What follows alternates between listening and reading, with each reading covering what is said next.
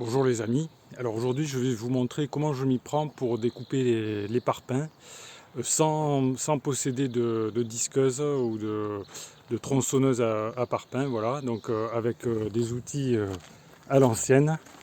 Donc pour couper un parpaing en fait, alors déjà il existe deux classes de parpaings différents. Il y a ceux qui ont 6 alvéoles comme ici. Et puis il y en a qui sont prévus pour être coupés en deux, donc spécialement. Donc là par exemple on en a un, vous voyez qu'il est pré-découpé en fait. C'est-à-dire que des alvéoles ont été faites exprès, comme vous pouvez voir là, pour le couper en deux quoi. Donc ce que je fais, je prends un marteau. Alors ça c'est un marteau de menuisier. Normalement c'est pas approprié pour faire ça, mais on peut le faire avec une massette aussi.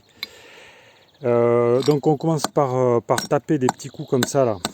Sur les parties qu'on veut casser là. On donne des petits coups également sur le côté, tout le long, comme ça là. Et puis une fois qu'on a un petit peu commencé à l'entamer, comme ça, avec des petits coups légers, on finit par taper un peu plus fort.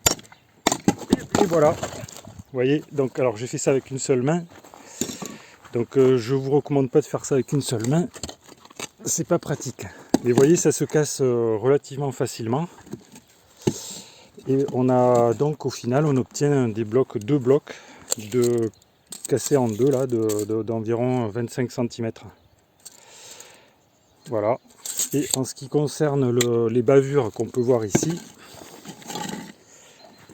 c'est facile, hein, on met des petits coups comme ça et on les fait sauter si elles nous gênent. Voilà. Et alors en ce qui concerne les blocs traditionnels, vous voyez que ça se casse facilement, hein. On met des coups de marteau. Voilà. C'est pas quelque chose qui est très solide en latéral comme ça là. Par contre en compression c'est très solide. Voilà. Voilà les amis ce que je pouvais vous dire sur la manière dont je m'y prends pour casser mes blocs. Alors sachez que les professionnels en fait, ce que j'ai vu la plupart du temps, ils ont des disqueuses. Ce qui leur permet de faire des coupes, par exemple des coupes obliques, très propres, très nettes et tout. Et puis ça va vite en plus. Et donc la méthode moderne avec une disqueuse spécialisée, c'est mieux. Notamment quand on a à faire ce style de travail là. Vous voyez là, par exemple je dois découper des blocs parce que je dois boucher mes pignons là. J'aurais pu faire des blocs, tailler des blocs directement inclinés, quoi, en oblique.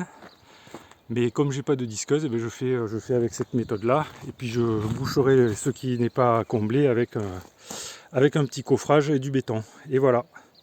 Voilà les amis ce que j'avais à vous dire. Donc si ça vous intéresse, abonnez-vous à la chaîne. Comme ça vous pourrez suivre l'évolution de mon chantier, de ma construction. Ça pourra toujours vous servir si vous avez vous-même un projet de construction. Laissez des commentaires dans le fil de discussion si vous avez des remarques ou des questions. Et vous pouvez également cliquer sur le pouce j'aime sous la vidéo si la vidéo vous a intéressé. Merci les amis pour votre attention et je vous dis à bientôt pour de nouvelles vidéos.